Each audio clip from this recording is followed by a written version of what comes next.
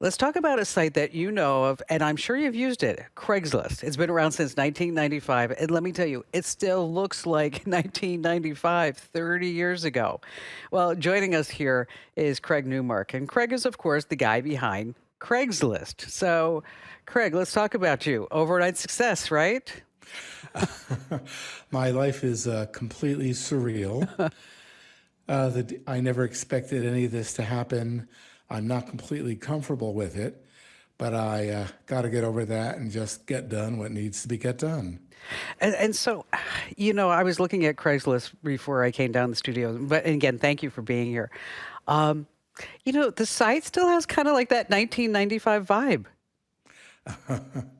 That's deliberate. For years, I've been speaking to people who use the site.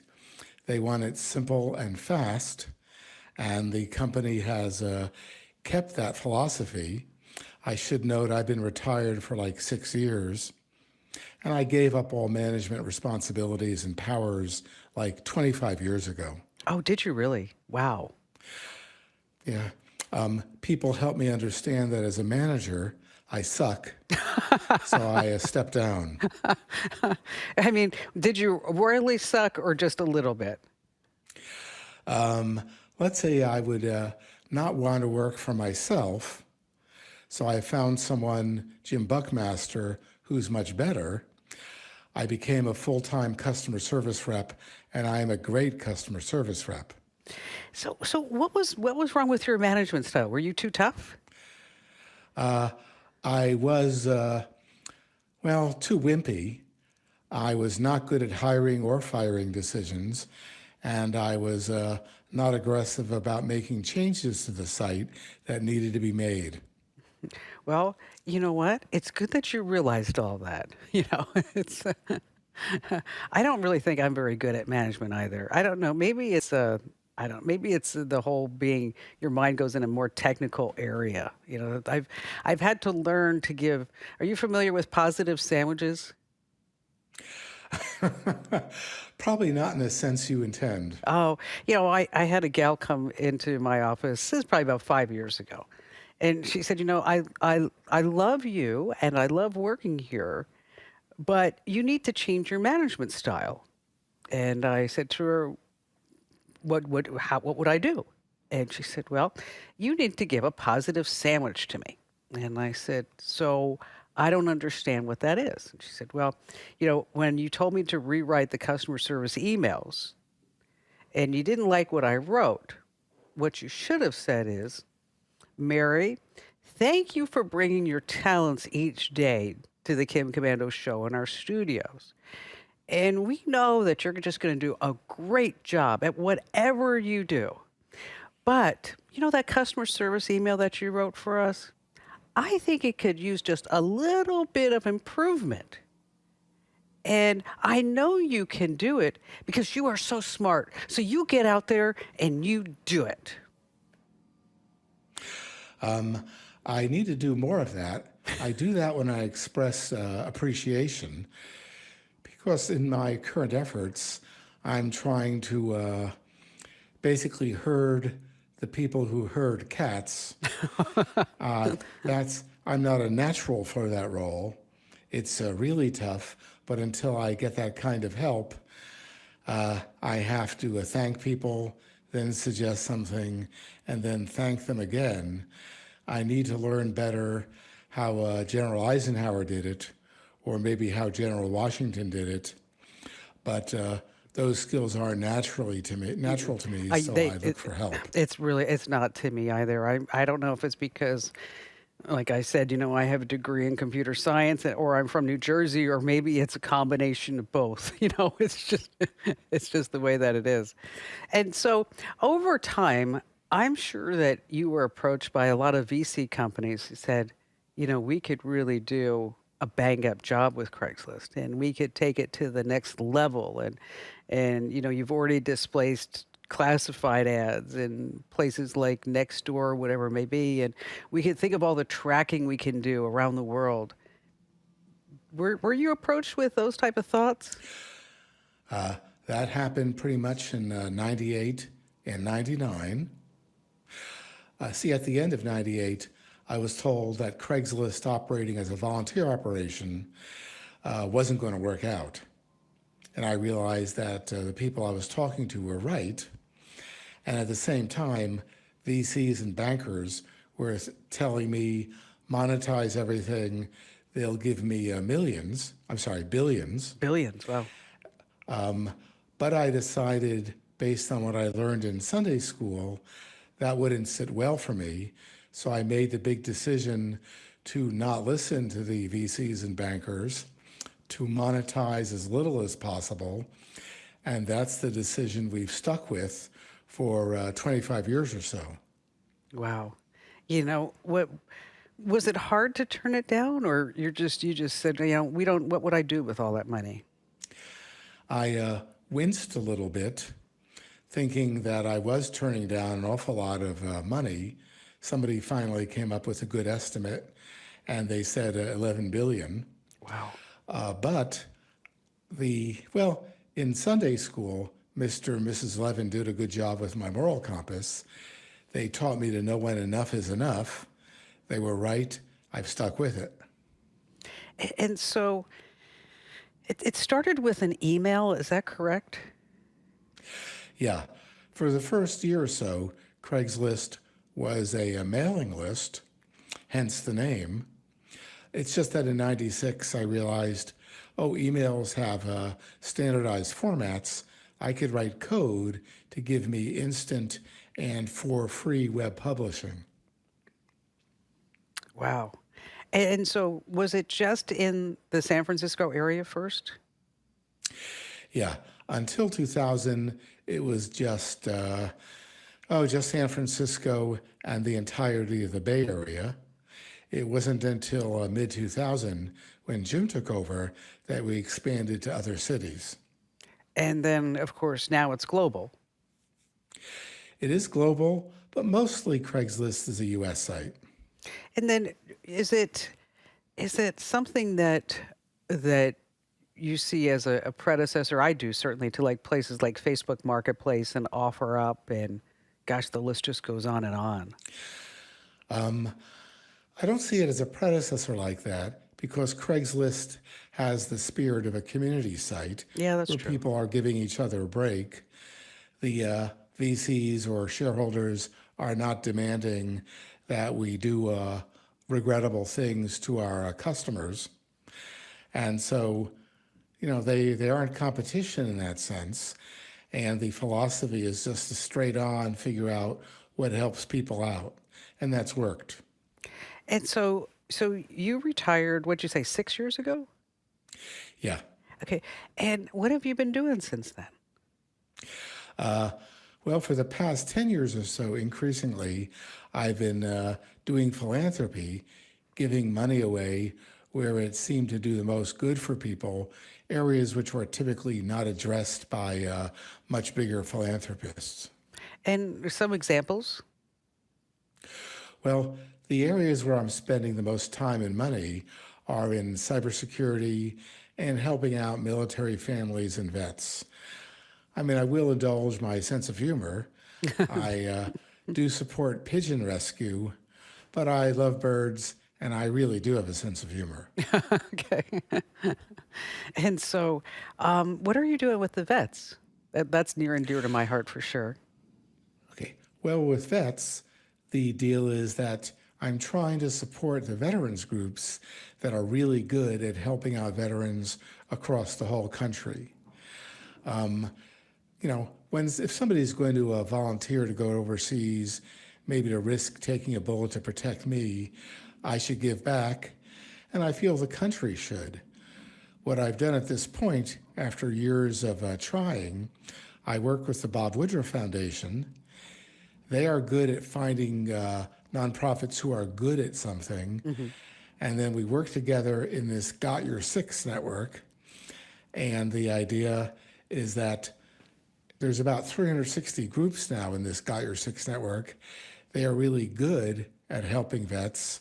So I give the Bob Woodruff folks a lot of money. Right now, my funding is up to, 200 million, Wow. including military families. They figure out what to do, and I get out of their way and I stay out of their way because sometimes an amateur like myself needs to get out of the way of the professionals. That is so astute because so many times, people, they give money and they want to be on the board, they want to control, they want to dictate, they want to do things. And really, like you said, I mean, these are the professionals. This is what they're doing. You're right. I don't want to omit the fact that I'm providing equal support for military families. The $200 million commitment, I've spent already about half of it, is also for Blue Star families. They have networks of military families which welcome newly relocated military families. Military families get relocated around 600,000 times a year, sometimes to areas with a much higher cost of living than they're used to, with much higher housing costs. So the folks at Blue Star Families are really good at setting up chapters and outposts. These are military families who can welcome a new military family, make them part of the community, the neighborhood, and tell them stuff where, like, where they can tell them about schools, about housing, even food in restaurants. This sounds like small stuff, but when you're moved to a whole new part of the Yeah, you country, don't know. you need a hand. Yeah, you don't know. I mean, you're sitting there saying, and then you still have your whole life in boxes, trying to figure out, where the underwear is versus the pots. It's no fun at Yep. all. And you need help with childcare. And the problem is that while a spouse is looking for a job, they need childcare, but they can't afford it until they get that job. So think about this. I mean, back in 1995, if you could write a letter to your future self, could you even imagine all of this is going on? I couldn't have anticipated it. It's very surreal. I don't have that much imagination. And mostly Craigslist at first was just about me giving back to people in the area, people who had helped me out, all mediated via the internet. And you're still helping people out. Tell me about the pigeons. I'm curious about that. What is that? I love birds for reasons that I can't understand. I have a sense of humor, so I have bird feeders up, and in our New York place, our garden is dominated by a pigeon called Ghostface Killer. That's his name. Okay. He runs the yard. He knows who the boss is, and so we support him and others. But in addition, I support groups like Palomacy, which is pigeon rescue in the Bay Area. I support the Wild Bird Fund, which is bird rescue in Manhattan. And so I try to help out in very modest ways. But my great focus nowadays, cybersecurity, vets, and military families. Cybersecurity is a big one. Oh my gosh. I mean, it's I don't know which area are you focusing on. I mean, I feel like every day, Craig, I'm hearing from somebody who's getting scammed. And not just scammed by $50. I'm talking about scammed like $100,000, $500,000, $800,000. I mean, it's wild out there.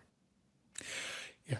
Well, the problem is we're facing some combination of cybercrime, but even nation state attacks on our country.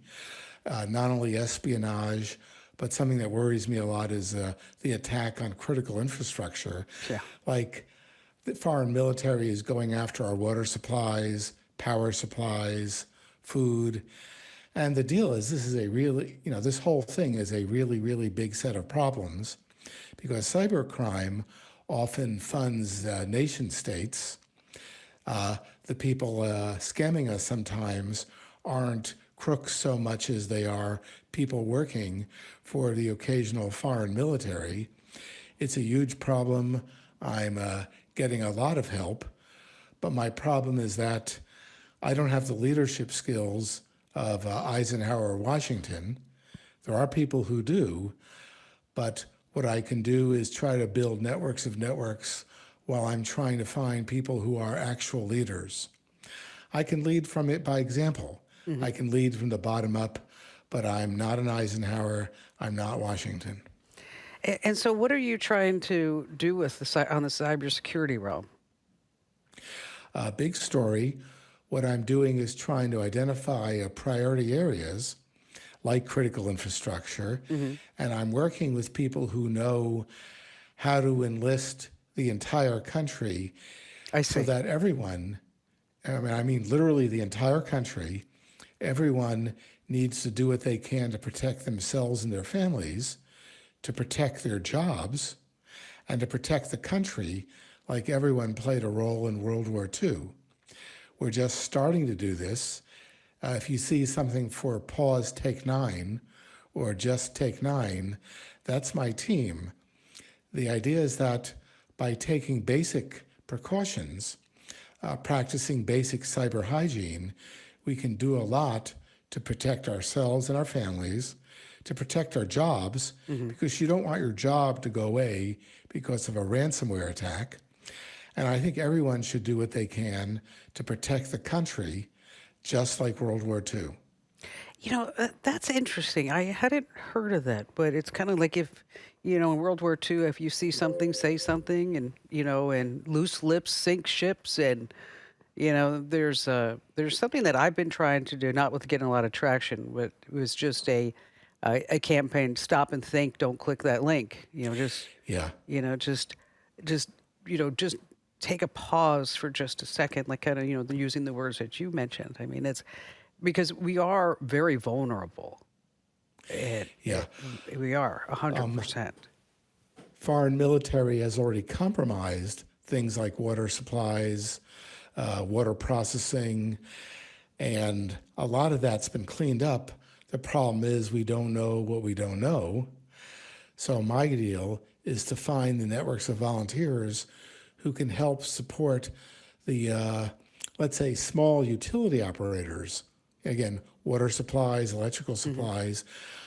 We need to find the volunteer networks who can help them out because I guess my role is to draw the attention of everyone in the country to what's going on and to, in the most polite and respectful way, of telling small operators they often need some help, and then we can help provide some of that. I don't want to go out of my way to piss off thousands of IT staffs across the country without providing any help. I get myself into enough trouble. Um, like I say, I'm not a natural leader. The best I can do is to be Paul Revere. I'm hesitant to put on a powdered wig, and for sure I'm not going to ride a horse anywhere. But fortunately, I have no sense of dignity, and there's always deep fakes. I guess I could deep fake myself riding a horse and powdered wig, telling people that the enemy is coming, and we can all do something about it. Do you think? Do you think the average American realizes this? I don't think so. I mean, I think they've got their head in the sand, and they don't. It's like why do I need to worry about that? Why do I need to worry about the TikTok having full access to everything on my phone, including my voice print? I mean, Well, part of the mission with Pause Take 9 and what I'm calling cyber civil defense is to cut through all the noise, telling people, here's what we got to worry about. Um, Here's what people can do to protect themselves and so on. The idea is we hear a lot of things and people don't know what to do, people don't know where to go. That applies to me too. I don't know what software I should be running in my phone and my notebooks to protect things. I have already taken a lot of precautions, Mhm. but what I need to do is to enlist people who are professionals to help out.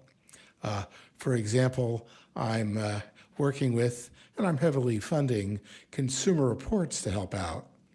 I've been, they've been about uh, recommending consumer technology for 80, 90 For years, sure.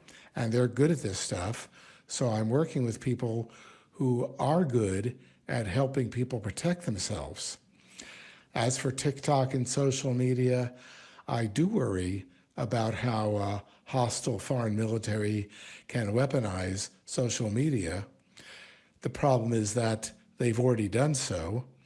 I defer all that to professionals who know that stuff. It all requires like social skills. And as I tell people, social skills, have you met me? I really am a nerd. I really did wear a plastic pocket protector in school, in high school.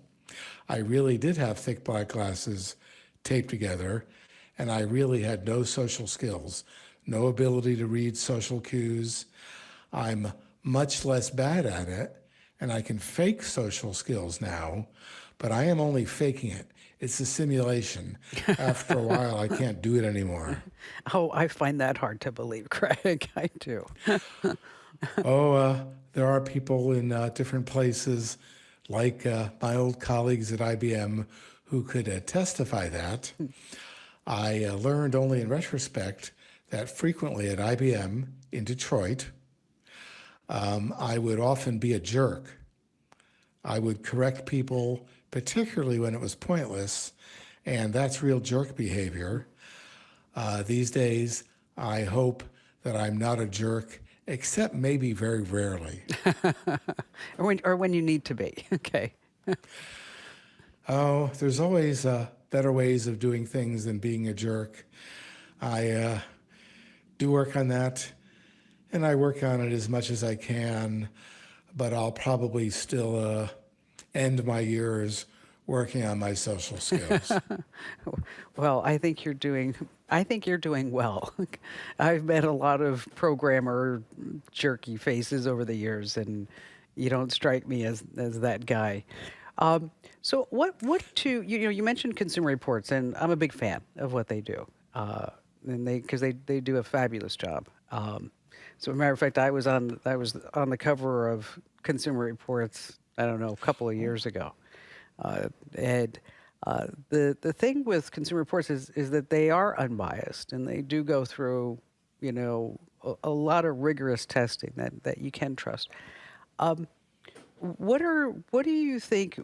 What do you think the average consumer can be doing to protect themselves? I mean, we talk about antivirus software, VPNs, and password managers. We have got the whole litany of tools right now.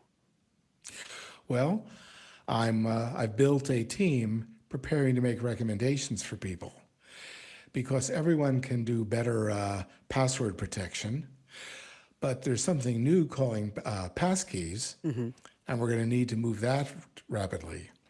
We need good recommendations for trustworthy password managers, which can help us get to passkeys relatively quickly. We need good advice in terms of, everyone needs to decide for themselves what ecosystem they're in and who do they trust. Right. Like people tend to use the Google stuff or Microsoft stuff or Apple stuff. And my team and I need to work with the big guys to help get them to tell us just what's going on, just what you can trust, what they're working on, how everyone can do better. We need to publish other guidelines. For example, when your system tells you it wants to be updated, go ahead and update it. We need a whole bunch of solid recommendations like that and to be very focused about it. The idea is that I'm deferring to people who are much smarter than me about it, who can make solid recommendations as to what can be trusted, what tools to use, and then we need to commit to getting the word out in terms everyone can get behind, and then we can keep paying attention and make better recommendations for how people can recommend themselves. For example, after the first batch, we may be recommending protective DNS to people. Right. That's DNS, the domain name system. For sure. We need that kind of stuff to tell people, that if they're about to visit a phishing site or a site that tries to download malware on your computer, we need our systems to say, hey, you don't really want to do that. Yeah, as well as, you know, I'm just thinking of, all the people like I mentioned that I speak to that are getting scammed. They get a phone number that pops up on their screen that says, your Windows PC is infected. Let us help you. I spoke to a guy who fell for a pig butchering scam because he thought he could make, I don't know, 20 to 30% overnight on crypto investments, which is just not possible. I spoke to a woman who lost $400,000 in a banking scam. I mean, somebody called her up and said they were from the FBI and they wanted to protect her money in Bank of America. And she actually went to the bank and pulled out all the cash and put it in old iPhone boxes in a car in a mall and did this several times. I mean, you're like, how do you even think this is even possible? You're right about that. And Craigslist has been publishing guidelines to prevent scams and other sorts of crime for like 20 years or more. And that's been pretty effective, but we need to do better. Frankly, I'm taking a look at the use of generative AI for customer service. Right. And one of the efforts I'm engaged with is with Consumer Reports. As you say that, I'm thinking maybe we need generative AI chatbots to help people prevent scams and that kind of thing. It's tougher than it sounds because these days, as people are selling chatbots based on large language models, some of the people building this are kind of careless For sure. about the material that they're training their LLMs on, and that deserves pretty serious consideration. I have a lot of confidence in Consumer Reports to do the job right, and frankly, I'm also working with Moms First about their paid leave programs, because in New York, they've trained generative AI to give good advice on how to fill out the forms for paid leave, because the forms are really hard to use. Are they? That's an experiment in process, but the deal is that everyone needs help in a number of areas, but that help needs to be trustworthy. What do you think of AI?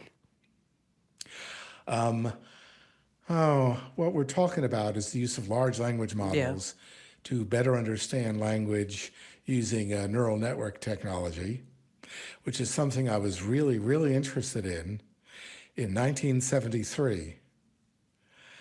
Back then, I realized, there's going to be no jobs in this available for a very long time. And I took my eye off the ball. Intermittently, I would pay attention, but this whole generation of stuff caught me completely by surprise. I think it has a lot of potential, but large language models, these chatbots, sometimes people get careless, train them on, even on sites like the newspaper operations in places like North Korea, Yeah.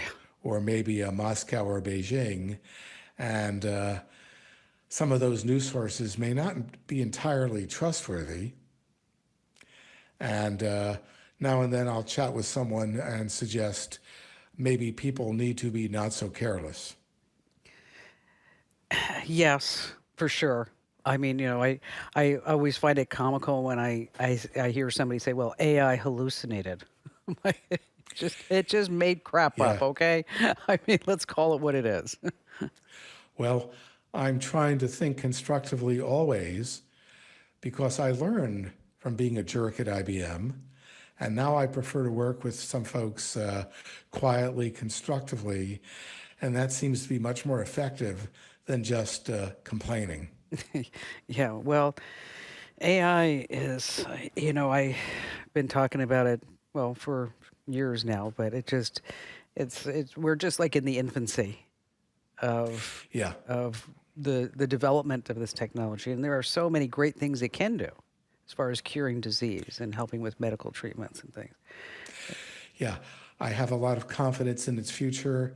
I've helped out a guy who's training language models to look at a routine electrocardiogram and to detect symptoms of things like AFib. Wow. Yeah. I mean, it has just tremendous potential for that. It has potential for bad, or it Yeah. does.